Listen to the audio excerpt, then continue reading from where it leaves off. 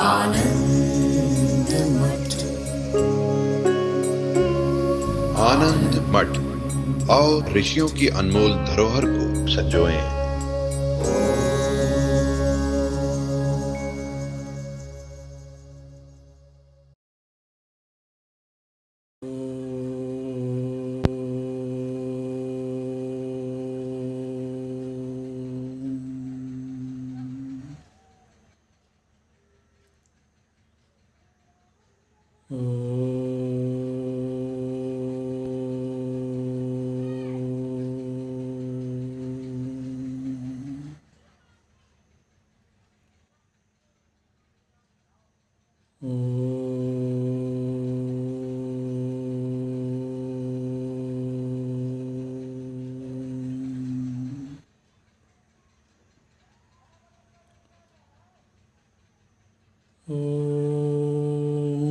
भद्रं कर्णेभिः शृणुयाम देवाः, भद्रं पश्येमाक्षभिर्यजत्राः, स्थिरैरङ्गैस्तुष्ट्वागुंसस्तनूभिः व्यशेम देवहितं यदायुः।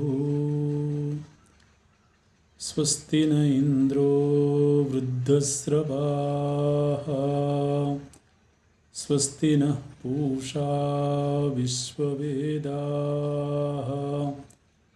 स्वस्ति नस्तार्क्ष्यो अरिष्टनेमिः, स्वस्ति नो बृहस्पतिर्दधातु। ॐ शान्ति शान्ति शान्तिः।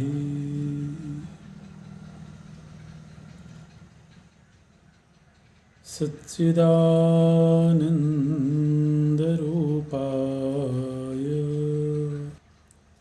विश्वोत्पत्त्यादिहेतवे तापत्रयविनाशाय श्रीकृष्णाय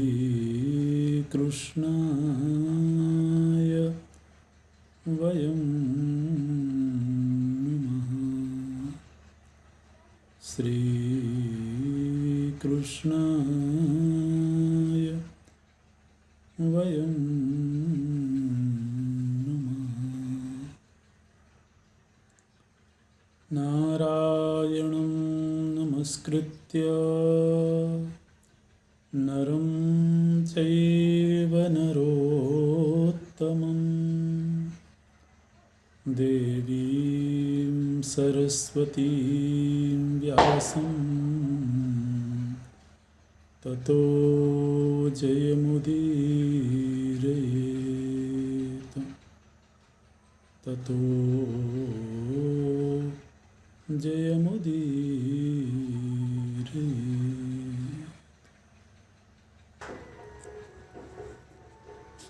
महाराज धृतराष्ट्र के द्वारा आयोजित किए हुए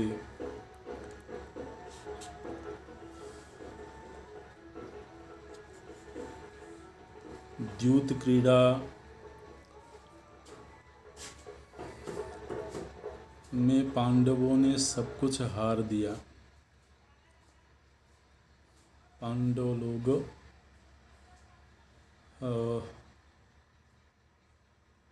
यहाँ तक कि अपने आप को भी हार गए। वो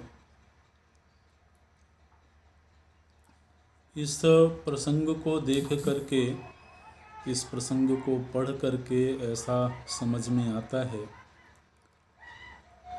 कि उस समय पर द्यूत क्रीड़ा भी क्षत्रियों के लिए युद्ध की तरह ही एक धर्म कार्य माना जाता था। जिस तरह से क्षत्रिय के लिए युद्ध करना, धर्म युद्ध करना धर्म सम्मत है, इसी तरह से द्यूत क्रीड़ा भी धर्म सम्मत थी,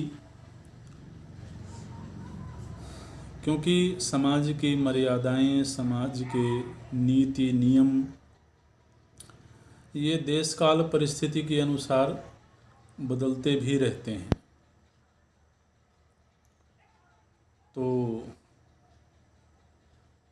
जैसे क्षत्रियों के लिए शिकार खेलना ये धर्म कार्य था,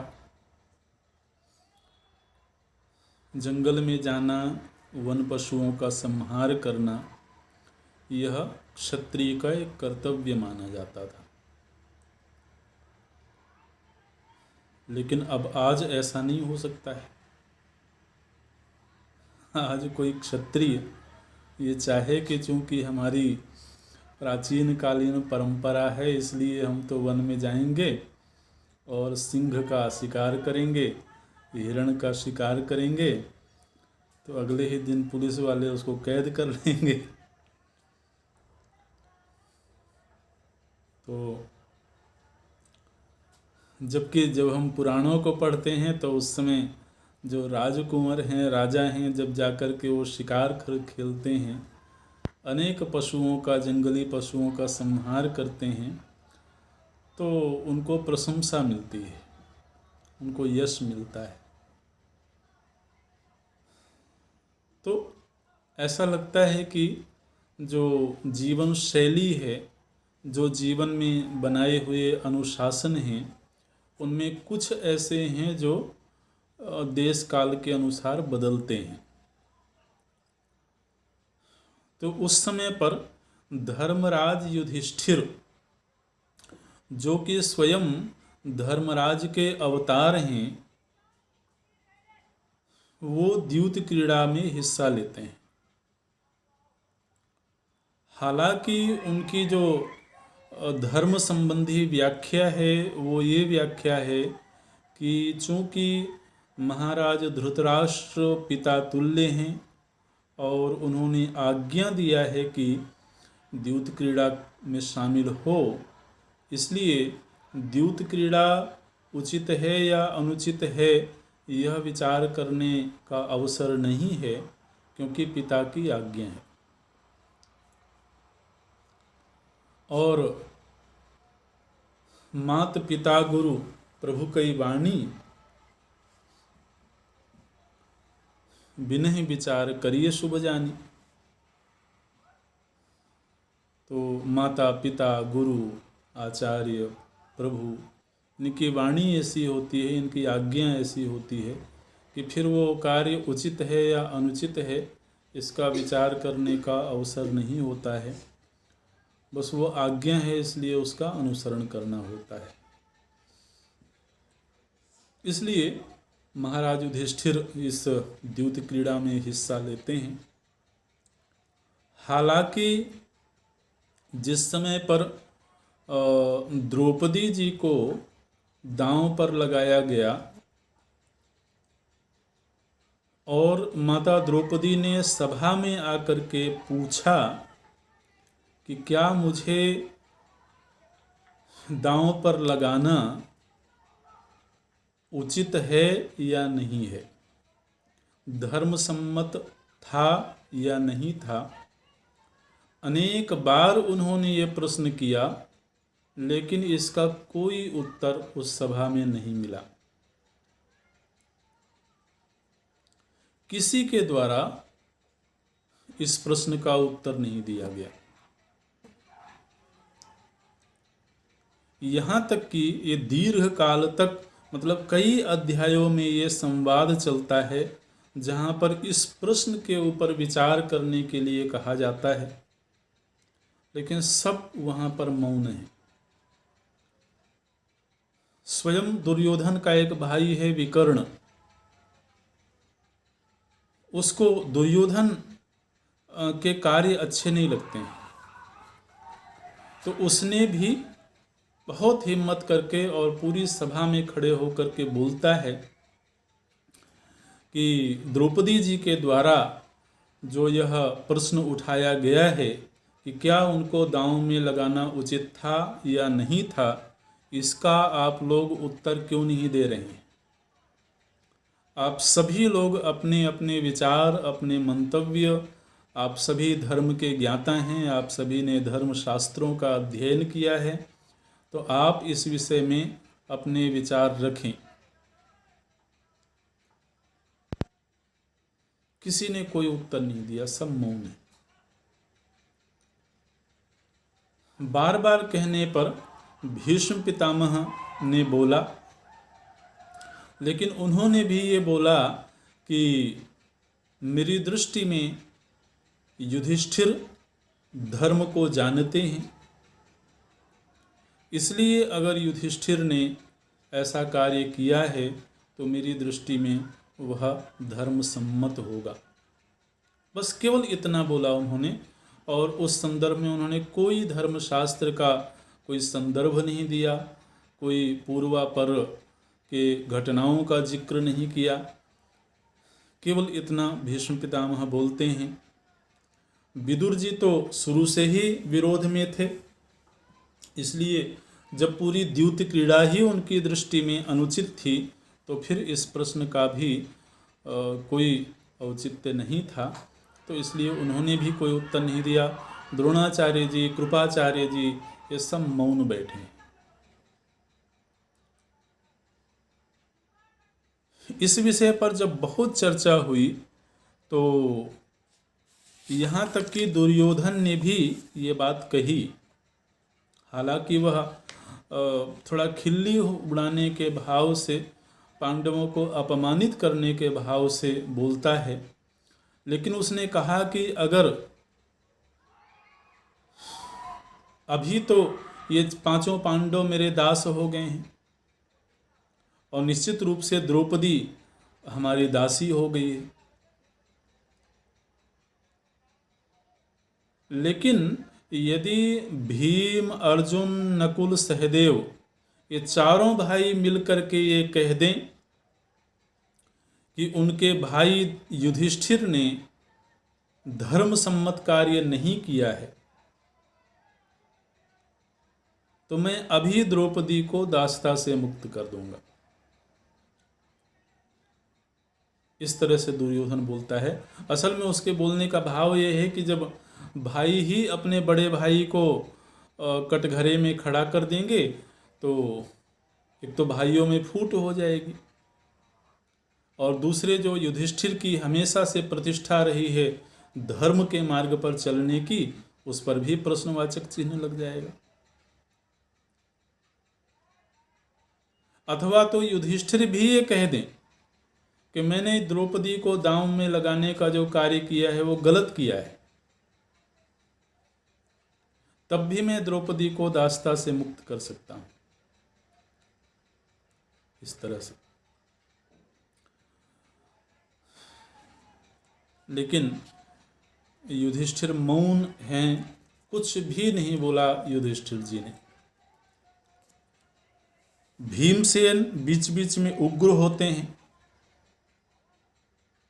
दुशासन ने जब द्रौपदी जी के बालों को पकड़ करके और सभा में लाया है और घसीटते हुए लाया है, उस समय पर भीम प्रतिज्ञा करते हैं उस सभा में कि यह जो दुशासन जिसको इतनी हिम्मत की पांडवों की धर्म पत्नी को इस तरह से बालों से पकड़ करके लाया है, एक दिन में अवश्य इसकी छाती को विदीर्ण करके और इसके रक्त का पान करूंगा। इस तरह से भीमसेन उस सभा में प्रतिज्ञा करते हैं और बड़ा ही ऐसा वातावरण है उस समय का कि उस पर चर्चा करना भी थोड़ा कठिन होता है, क्योंकि सभ्य समाज में, सभ्य सभा में इस तरह की चीज़ें बिल्कुल भी शोभा नहीं देती हैं। तो लेकिन इस बात के आधार पर मन को शांत करना पड़ता है कि पूर्व में ही देवर्षि नारद जी ने कह दिया था कि ये जो कौरव हैं ये असुरों ने इस रूप में अवतार लिया हुआ है, असुरों ने ये जन्म लिया हुआ है। कली नाम का जो असुर था वही दुर्योधन बन करके जन्म लेता है इस तरह से। और काश्यप कुल के जितने असुर थे उन असुरों ने दुर्योधन के अन्य जो भाई हैं उस रूप में उनका जन्म होता है।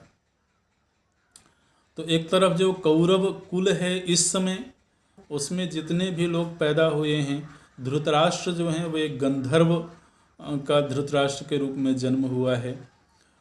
भीष्म पितामह तो वसु हैं इस तरह से। और ये जो पांडव हैं ये देवताओं के अवतार हैं, देवताओं के जन्म हैं अलग अलग।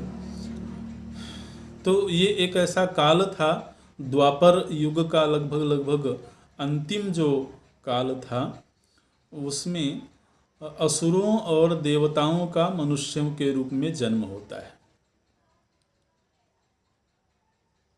और फिर यह जो युद्ध हुआ तो ये एक तरह का देवासुर संग्राम है। तो अब जब कोई असुर है तो वह किसी भी सीमा को लांघ सकता है। इस तरह से।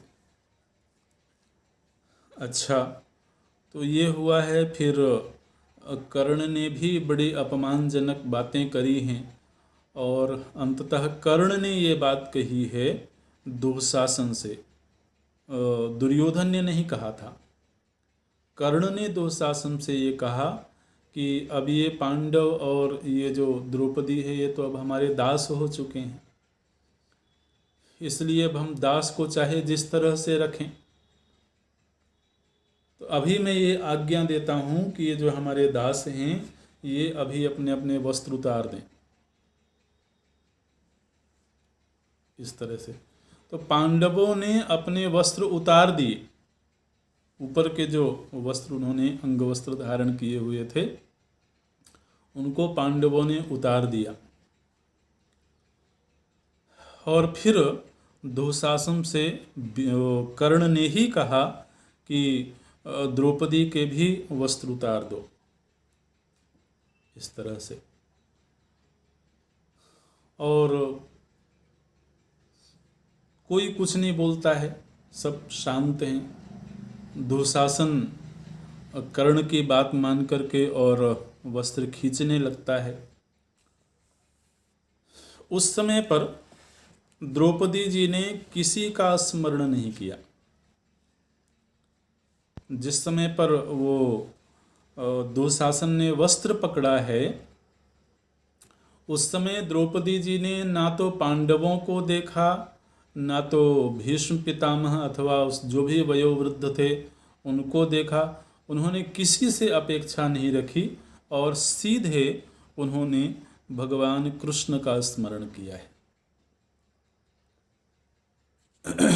बोलते हैं यहाँ पर, सभा मध्ये समाक्षिप्य व्यपाकृष्टुम प्रचक्रमे ततो दुःशासनो राजम द्रौपद्या वसनम बलात्।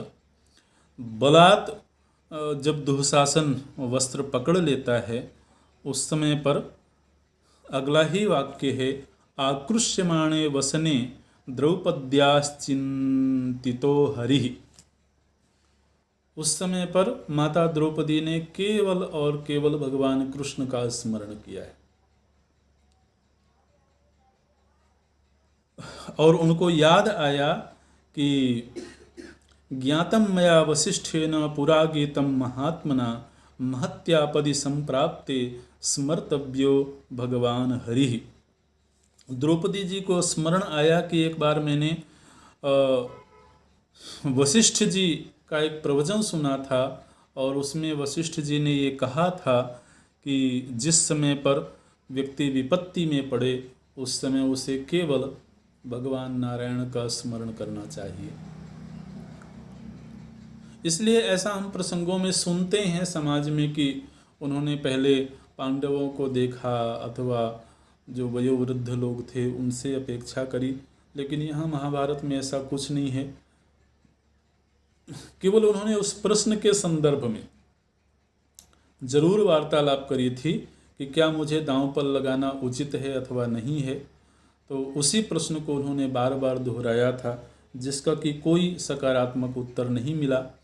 लेकिन जब वस्त्रहरण की बात आई, उस समय उन्होंने किसी से कोई अपेक्षा नहीं रखी और सीधे भगवान कृष्ण को स्मरण करती हैं। वैशंपायन ऋषि बोलते हैं, गोविंदेति समाभाष्य कृष्णेति च पुनः पुनः मनसा चिंतयामास देवं नारायणं प्रभुं आपत्स्वभयदं कृष्णं लोकानां प्रपितामहम्। तो उस समय पर कृष्ण, गोविंद इस तरह के नाम का उच्चारण करते हुए और माता द्रौपदी केवल भगवान का स्मरण करती हैं। द्रौपदी जी बोलती हैं, गोविंद द्वारकावासिन् कृष्ण गोपी जनप्रिय कौरवैः परिभूतां मां किं न जानासि केशव। हे नाथ हे रमानाथ व्रजनाथार्तिनाशन कौरवार्णवमग्नां मामुद्धरस्व जनार्दन। कृष्ण कृष्ण महायोगिन् विश्वात्मन् विश्वभावन प्रपन्नां पाहि गोविंद कुरु मध्ये वसीदतीम्। बोलती हैं, हे गोविंद, हे द्वारिकावासी, हे कृष्ण, हे गोपी जनप्रिय, इस समय पर कौरवों से मैं घिरी हुई हूँ और इस कौरवों के महासागर में मैं डूब रही हूँ, आप मेरा उद्धार करें। हे नाथ हे रमानाथ व्रजनाथार्तिनाशन, ब्रजवासियों के दुख का हरण करने वाले हे गोविंद, कौरवार्णव मग्नाम माम, कौरव रूपी इस सागर में इस समय मैं डूब रही हूँ, माम उद्धरस्व जनार्दन, हे जनार्दन आप मेरा उद्धार करें। कृष्ण कृष्ण महायोगिन् विश्वात्मन विश्वभावन प्रपन्नाम पाहि गोविंद कुरु मध्ये वसीदतीम। इस समय पर कौरवों के मध्य मैं बहुत कष्ट का अनुभव कर रही हूँ, तो आप कृपया मेरा उद्धार करें। तो इस तरह से द्रौपदी जी ने भगवान का स्मरण किया है और जैसे ही प्रभु जी ने इस प्रार्थना को सुना है, वैसे ही बोलते हैं कि भगवान दौड़ पड़े। इत्यनुस्मृत्य कृष्णं सा हरिं त्रिभुवनेश्वरं प्रारुदत दुःखिता राजन् मुखमाच्छाद्य भामिनी। याज्ञसेन्या वचः श्रुत्वा कृष्णो गह्वरितो भवत् त्यक्त्वा शय्यासनं पद्भ्यां कृपालुः कृपयाभ्यगात्। वो बोलते हैं कि भगवान उस समय पर शय्या, आसन, पादुकाएं सबका त्याग करके और दौड़ पड़े हैं, ऐसा वर्णन है यहाँ पर। कृष्णं च विष्णुं च हरिं नरं च त्राणाय विक्रोशति याज्ञसेनी ततस्तु धर्मोऽन्तरितो महात्मा समावृणोत वै विविधैः स्वस्त्रैः। और अव्यक्त रूप में वो आकर के माता द्रौपदी जी के वस्त्र में प्रविष्ट हो गए और वस्त्र में प्रविष्ट होकर के रंग बिरंगे वस्त्र उस समय पर माता द्रौपदी जी के शरीर में आच्छादित हो गए। और वो कोई ऊपर से कोई वस्त्र ऐसे निकल रहे हैं इस तरह से नहीं, बल्कि माता द्रौपदी जी का जो शरीर है वह तरह तरह के वस्त्रों से आच्छादित हो गया। और फिर वह दुशासन वस्त्र खींचता रहा, लेकिन वो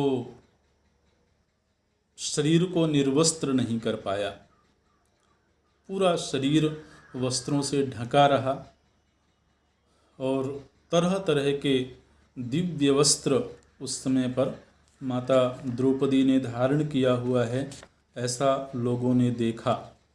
नाना राग विरागाणि वसनान्यथ वै प्रभो प्रादुर्भवन्ति शतसो धर्मस्य परिपालनात्।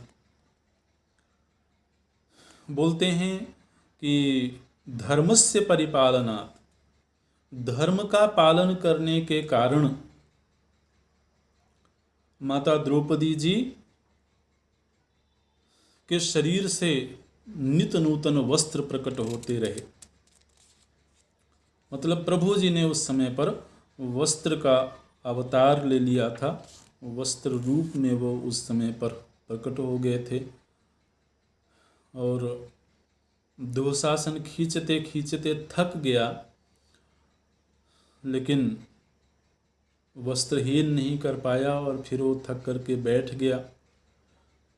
उस सभा में उपस्थित सभी लोग केवल कर्ण, दुर्योधन और शकुनी को छोड़ करके सभी लोग दुशासन की निंदा कर रहे हैं और माता द्रौपदी जी की प्रशंसा कर रहे हैं, उनके यश का गायन कर रहे हैं, क्योंकि सभी के लिए ये अद्भुत घटना थी, आश्चर्यजनक घटना थी।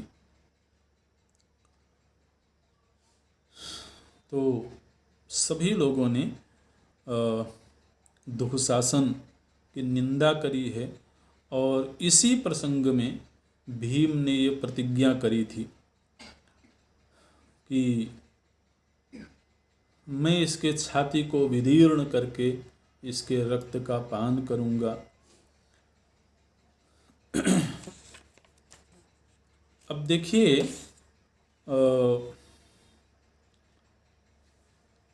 अब तक जितना भी हमने ये प्रसंग लीलाएं देखी हैं, चरित्र देखा है, उसमें कोई भी विशेष कार्य जब होता था तो महाराज युधिष्ठिर हमेशा भगवान कृष्ण की सलाह लेते थे। जिस समय पर द्रौपदी जी के साथ में विवाह हुआ और जब पांडवों को आमंत्रित किया गया हस्तिनापुर में, उस समय भी पांडवों ने भगवान कृष्ण से सलाह ली। जिस समय पर राजसूय यज्ञ का प्रस्ताव आया तो भगवान कृष्ण को आमंत्रित किया है महाराज युधिष्ठिर ने, और फिर उनसे सलाह लेकर के उनके निर्देशन में ही यज्ञ किया। लेकिन जिस समय पर द्यूत क्रीड़ा के लिए आमंत्रित किया गया, उस समय महाराज युधिष्ठिर ने भगवान कृष्ण से कोई सलाह नहीं ली।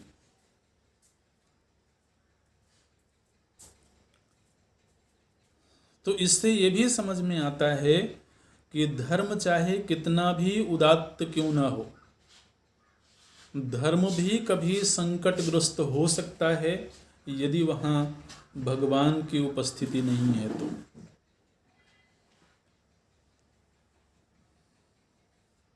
धर्म अपने आप में पूरी तरह से अध्यात्म की शीर्ष तक पहुंचाने में समर्थ नहीं है। धार्मिक व्यक्ति भी कभी कभी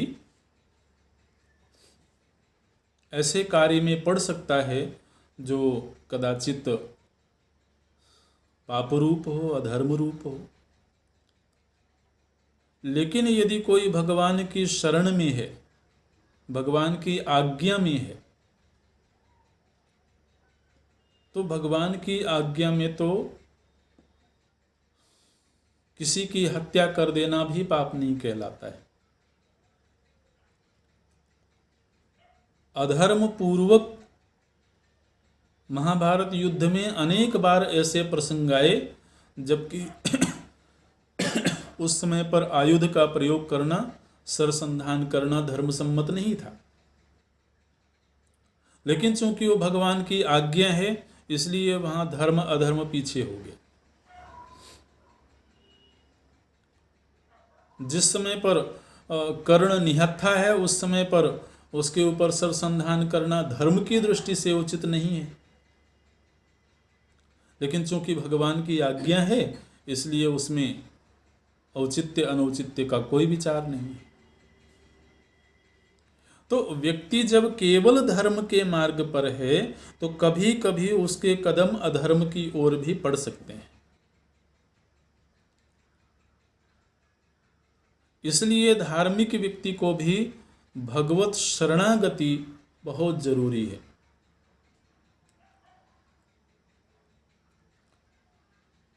अच्छा जी, तो यहाँ पर फिर ये घटना घटी है।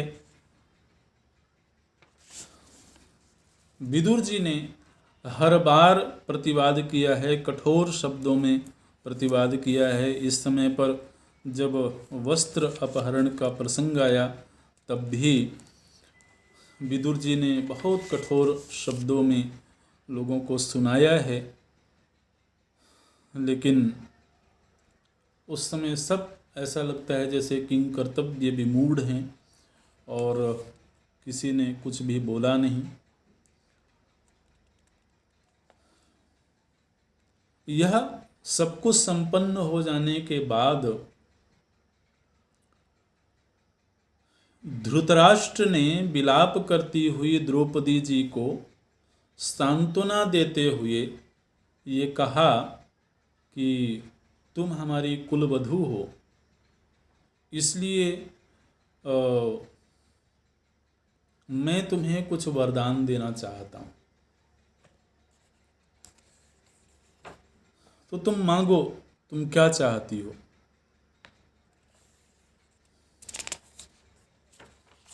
द्रौपदी जी ने जिस समय पर वो एक तरह से सुरक्षित हो गई थीं, वस्त्रों से वो मर्यादित हो गई थीं, उस समय पर उन्होंने एक बात ये कही कि मैं इस सभा में उपस्थित सभी बड़ों से क्षमा याचना करती हूँ। देखिए, जब कोई व्यक्ति धर्मनिष्ठ होता है, भगवत परायण होता है, तो कितना विनम्र होता है।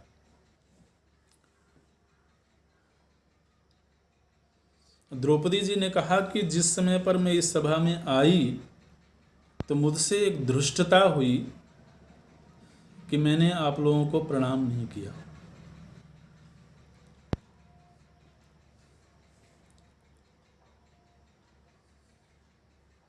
क्योंकि उस समय मैं विचलित थी और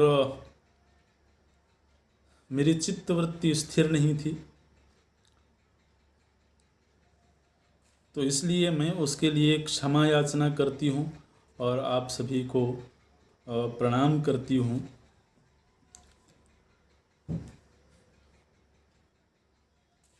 फिर जब महाराज धृतराष्ट्र ने ये पूछा है कि मैं तुम्हें वरदान देना चाहता हूँ, तो उस समय पर द्रौपदी जी ने कहा कि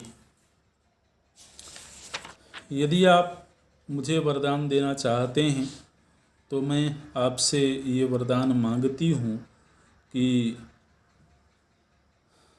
महाराज युधिष्ठिर और उनके सभी भाई दासता से मुक्त हो जाएं।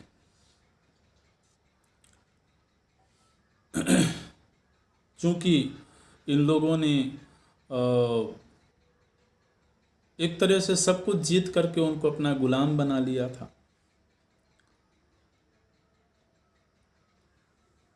तो द्रौपदी जी ने कहा कि मैं यही वरदान मांगती हूँ कि महाराज युधिष्ठिर दास भाव से मुक्त हो जाएं, ताकि मेरे जो पुत्र हैं उनको भविष्य में दास पुत्र ना कहलाया जाए, उनकी संज्ञा दास पुत्र की ना होवे। ये बड़े यशस्वी क्षत्रिय कुल में पैदा हुए हैं और इतने बड़े क्षत्रिय कुल में पैदा होकर के यदि कोई दास पुत्र कहलाए तो ये उस कुल के लिए अपमान की बात है। तो इसलिए मैं दासता से मुक्ति का वरदान मांगती हूँ।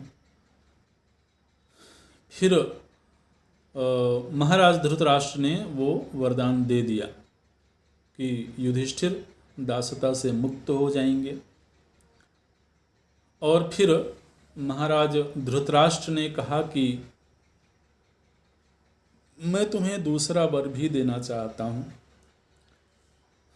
तो उस समय द्रौपदी जी ने कहा कि आप यदि दूसरा वर देना चाहते हैं तो अन्य चारों भाई भी दासता से मुक्त हो जाएं और इनको वो सारा वैभव, वो राज्य, वो समृद्धि जो कि पहले थी द्यूत क्रीड़ा से पहले, वो सब की सब प्राप्त हो जाए।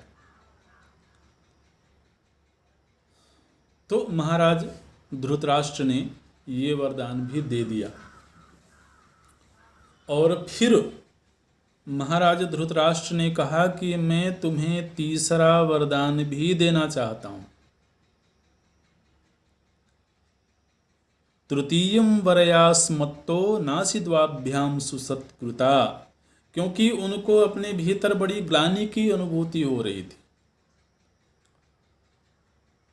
द्रौपदी जी के साथ जो कुछ इस सभा में हुआ और जिस तरह के संवाद हुए, तो उससे महाराज धृतराष्ट्र भीतर ही भीतर बड़ी आत्मग्लानि का अनुभव कर रहे थे, क्योंकि कहीं न कहीं उनको इस बात का आभास था कि इस सारे कृत्य में अगर किसी की सबसे बड़ी भूमिका होगी तो वो स्वयं धृतराष्ट्र की होगी।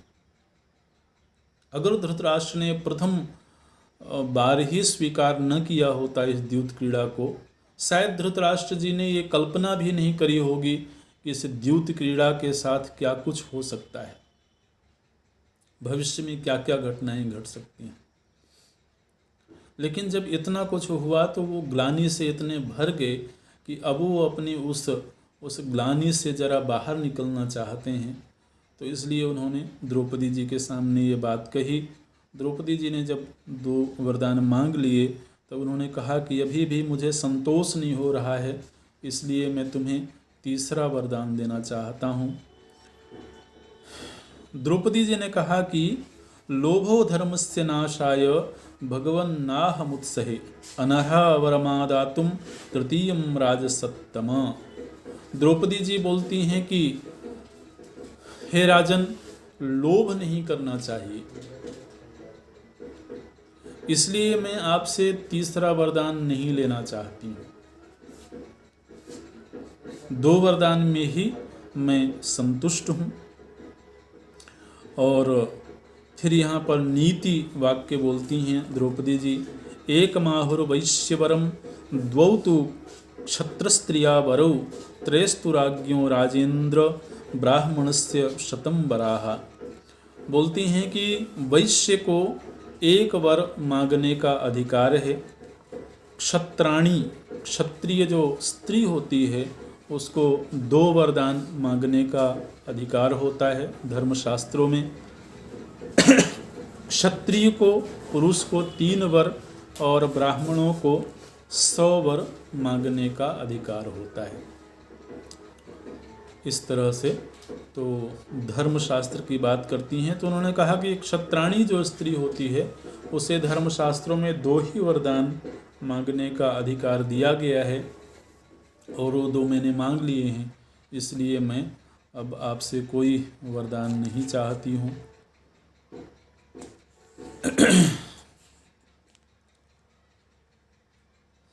तो एक तरह से द्यूत क्रीड़ा में जो कुछ भी कौरवों ने अर्जित किया था, पांडवों ने हारा था, वो सब का सब उन्हें वापस हो गया। और फिर महाराज धृतराष्ट्र ने कहा कि महाराज युधिष्ठिर, अब आप लोग सकुशल अपनी समृद्धि, अपने वैभव के साथ अपनी राजधानी को जाइए, इंद्रप्रस्थ जाइए।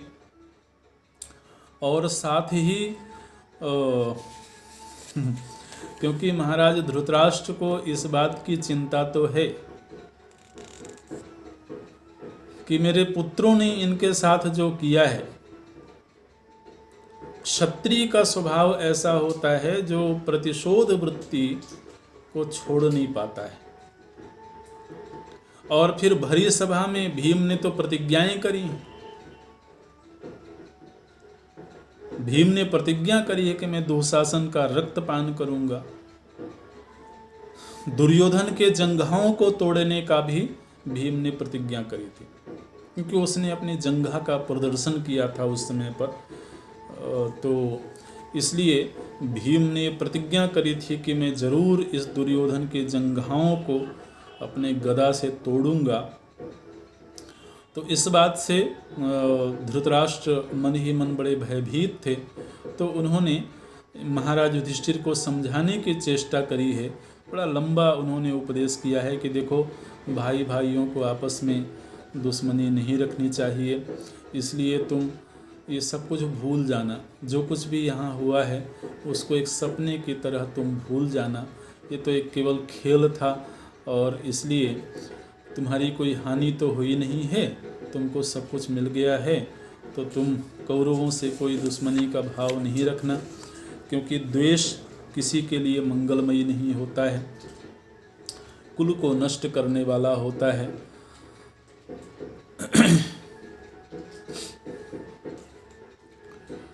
तो इस तरह से यह द्यूत क्रीड़ा संपन्न हुई है और फिर पांडव सभी बड़ों को प्रणाम करके और उनसे आज्ञा लेकर के इंद्रप्रस्थ के लिए वापस चली गए। दुर्योधन ने और कौरवों ने देखा कि अरे, हमारा यह छल तो निष्फल हो गया, ये चाल तो सफल नहीं हुई। तो फिर दुर्योधन महाराज धृतराष्ट्र के पास गया है और अब एक बार पुनः महाराज धृतराष्ट्र को मनाने की चेष्टा करता है। और इस बार उसने महाराज धृतराष्ट्र को अर्जुन की वीरता के बड़े गुणगान किए हैं, बड़े गुण गाए हैं कि अर्जुन में कितना बल है, कितना पराक्रम है। और महाराज, आप इस बात को याद रखें कि अर्जुन कभी भी इस घटना को भूलेगा नहीं, भीमसेन कभी भी इस घटना को भूलेंगे नहीं। और मुख्य रूप से जो द्रौपदी जी के साथ में हुआ है, जो कुछ घटा है, ये आप समझते हैं कि ये लोग इंद्रप्रस्थ जाकर के और इस सारी घटना को भूल जाएंगे, वो हमारे प्रति प्रेम का भाव रखेंगे? ऐसा नहीं होगा। अभी ये लोग जाकर के अपनी सामर्थ्य, अपनी शक्ति का संवर्धन करेंगे, जो हमारे विरोधी हैं उनको एकत्र करेंगे और निश्चित रूप से उचित अवसर देख करके ये लोग हमारे ऊपर आक्रमण करेंगे, हमारा सर्वनाश करने का ये लोग उपक्रम करेंगे। ऐसा दुर्योधन महाराज धृतराष्ट्र को समझाने लगा है। बोलता है, न क्षंस्यन्ते तथास्माभि जात विप्रकृता हिते द्रौपद्याश्च परिक्लेशम कस्तेषां क्षन्तुमर्हति। और वो इस बात को जानता है कि ऐसा कौन वीर क्षत्रिय होगा जो अपनी पत्नी के साथ इतना कुछ हो जाने पर भी वो भूल जाएगा, वो प्रतिशोध नहीं लेगा। ऐसा तो होने से रहा। तो इसलिए अब तो हमारे लिए और ज़्यादा भयभीत होने का प्रसंग खड़ा हो गया। अब यदि किसी भी उपाय से हमने इन पांडवों को अपने अधीन नहीं किया अथवा इनको इस राज्य लक्ष्मी से वंचित नहीं किया, तो वो दिन दूर नहीं है जबकि ये लोग हमारे ऊपर आक्रमण करें और हम लोगों को नष्ट कर दें। और इस बात से जरूर धृतराष्ट्र को चिंता हुई है। धृतराष्ट्र मन ही मन भयभीत हुए हैं। और दुर्योधन ने एक प्रस्ताव रखा। दुर्योधन ने कहा कि आप एक बार पुनः द्यूत क्रीड़ा की आज्ञा दीजिए।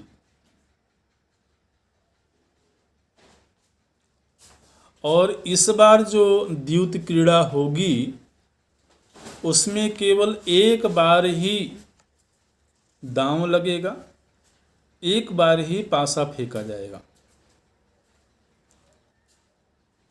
और दांव ये लगेगा कि इस खेल में जो पक्ष पराजित होगा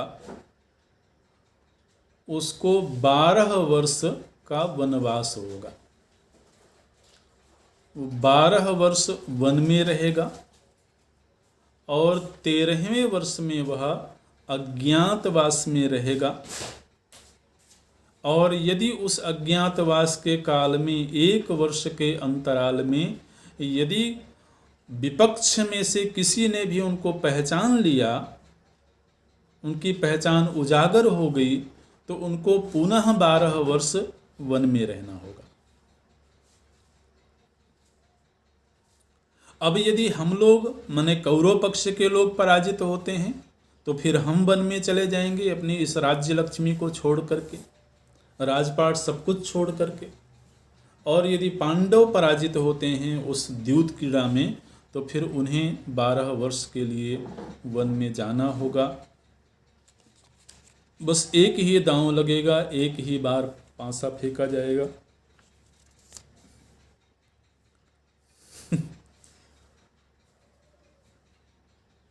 भवितव्यता बहुत बलवान होती है। इतना कुछ घटने पर भी और कहीं ना कहीं इस बात की ग्लानि महाराज धृतराष्ट्र के भीतर भी थी, बहुत गहरी ग्लानि थी। लेकिन साथ ही साथ जो भय होता है, ये भय की वृत्ति व्यक्ति से कुछ भी करवाती है। धृतराष्ट्र ने इस प्रस्ताव को भी स्वीकार कर लिया और महाराज धृतराष्ट्र ने कहा कि अभी पांडव लोग तो पता नहीं कितना दूर चले गए होंगे, इसलिए तुम यदि कर सको तो शीघ्रगामी दूतों को भेजो और उन्हें वापस बुला करके लाओ।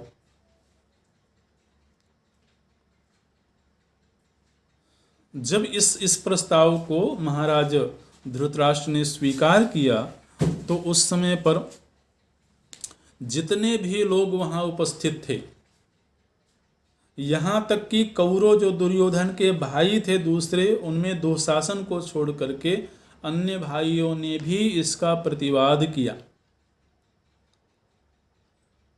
केवल कर्ण, दुशासन, दुर्योधन और शकुनी, इन 4 लोगों की ही ये चाल थी। बाकी सभी ने वहाँ पर कृपाचार्य, सोमदत्त, अश्वत्थामा, विदुर, द्रोणाचार्य जी, पितामह भीष्म, विकर्ण, इन सभी ने महाराज धृतराष्ट्र को मना किया कि अब आप दोबारा द्यूत क्रीड़ा मत करवाइए। लेकिन महाराज धृतराष्ट्र ने उस समय किसी की नहीं सुना और उन्होंने आज्ञा दे दिया कि पांडवों को वापस बुला के लाओ।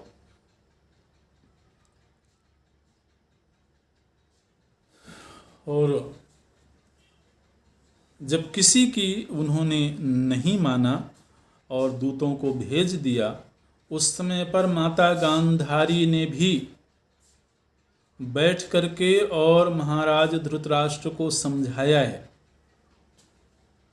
और देखिए माता गांधारी ने ये बात भी कही है कि राजन, जिस समय इस दुर्योधन का जन्म हुआ था, देखिए दुर्योधन की माता हैं वो, लेकिन वो बोलती हैं जिस समय दुर्योधन का जन्म हुआ था उस समय ही विदुर जी ने कह दिया था कि यह कुलघाती पुत्र उत्पन्न हुआ है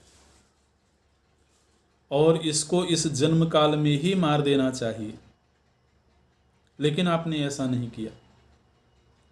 मैं समझती हूँ, उसकी माता होकर के भी मैं समझती हूँ कि आपको ऐसा करना चाहिए था। और तब यदि आपने ऐसा नहीं किया तो आज आप ऐसा करें कम से कम कि इस दुर्योधन को देश निकाला दे दें अथवा इसके वध करने की कोई चेष्टा करें। उल्टे आप इसके सलाह को स्वीकार किए जा रहे हैं, ये आप ठीक नहीं कर रहे हैं।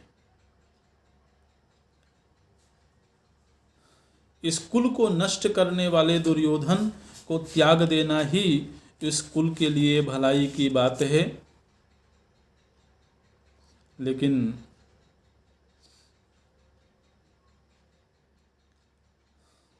धृतराष्ट्र बोलते हैं अब तो चाहे पूरा कुल ही नष्ट हो जाए, ये ऐसा ऐसा दुर्योधन ने बोला।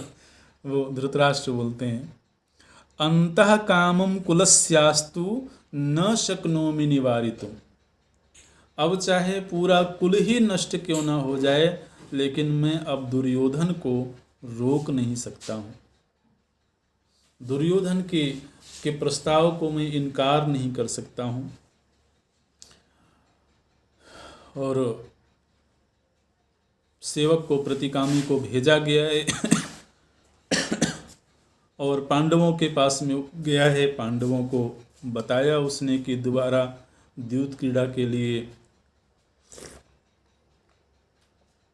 आपको आमंत्रित किया जा रहा है। उस समय पर महाराज युधिष्ठिर बोलते हैं कि अब मैं ये समझ चुका हूँ कि इस कुल का अंत बहुत निकट है, इसलिए दैव का कुछ ऐसा ही विधान बन रहा है।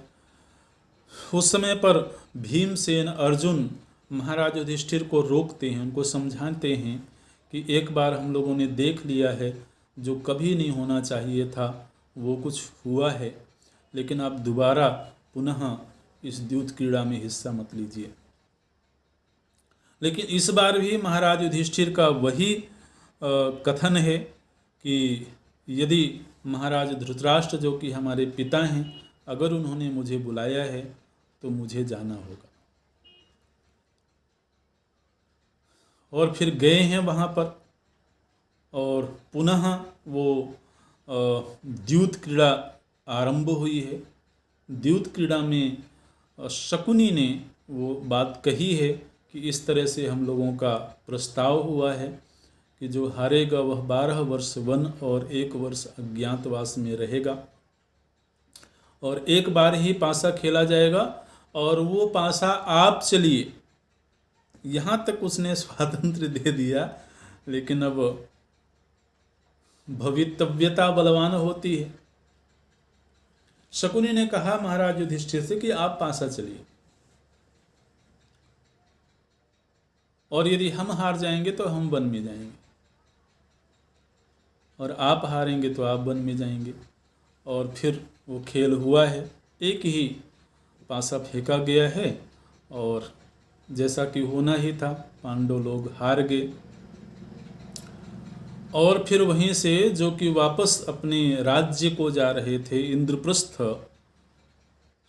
तो वो तो स्थगित हो गया, और फिर पांडवों ने अपने राजवेश का त्याग किया है और वनवासी का वेश धारण करके ये लोग वन को गए हैं। इस तरह से तो ये प्रसंग है, अभी यहीं पूरा करते हैं। ओम ओम पूर्णमदः पूर्णमिदं पूर्णात् पूर्णमुदच्यते पूर्णस्य पूर्णमादाय पूर्णमेवावशिष्यते। ओम शांति शांति शांति। हरि ओम। श्री गुरुभ्यो नमः। हरि ओम।